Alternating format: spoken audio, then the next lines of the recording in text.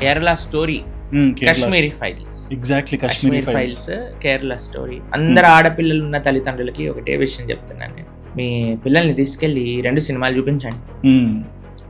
ఎందుకు అంటే రేపొద్దున మీ పిల్లలు జాగ్రత్తగా ఆనందంగా ఉండాలి ఫ్యూచర్లో అని అనుకుంటే ఈ 2 సినిమాలకి తీసుకెళ్ళి చూపించండి వారికి దగ్గరుండి. అంటే ఆ వయసు అర్థం చేసుకునే వయసు వచ్చిన పిల్లలకి ఆ విషయాలను చెప్పండి.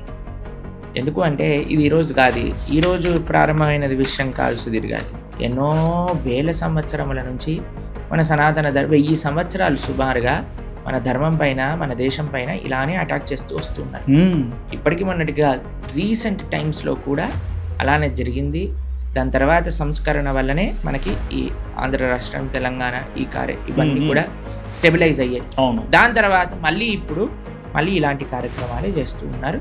ఆ సినిమాలలో చాలా క్లారిటీగా చూపించారు ఎలా జరుగుతున్నారు, ఎలాంటి ప్లానింగ్ ఉంది, ఎలాంటి కూడా వచ్చి చెప్తున్నారు. కాబట్టి చాలా మంది ఇదేదో ప్రాపగాండా సినిమా అంటున్నారు.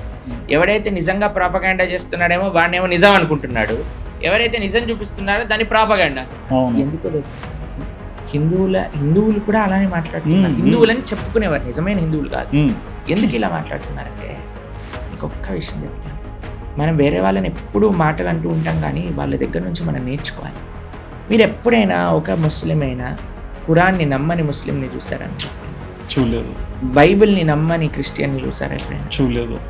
భగవద్గీతను నమ్మని హిందువులు చాలా మంది కనిపిస్తారు. అంటే రామాయణం నమ్మని హిందువులు ఉన్నారు స్వామి.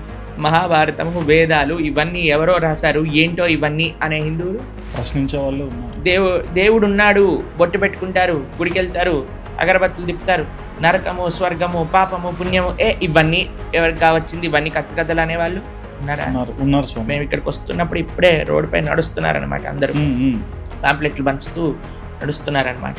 వాళ్ళ మత ప్రచారం చేస్తూ క్యాండిల్ పట్టుకొని నడుస్తున్నారు. ఇప్పుడు మీ ఆఫీస్ ముందు నుంచి వెళ్తున్నారు అంటే ఈరోజు ఆదివారం. అయితే చేసుకొనివ్వండి, ఎవరి ప్రయత్నం వాళ్ళు చేసుకోండి. కానీ హిందూ అనేవాడు మాత్రం వేరే వాళ్ళ విషయాలు నమ్ముతున్నాడు అంటే దానికి మెయిన్ రీజన్ ఏంటంటే శాస్త్రము పైన నమ్మకం లేదు.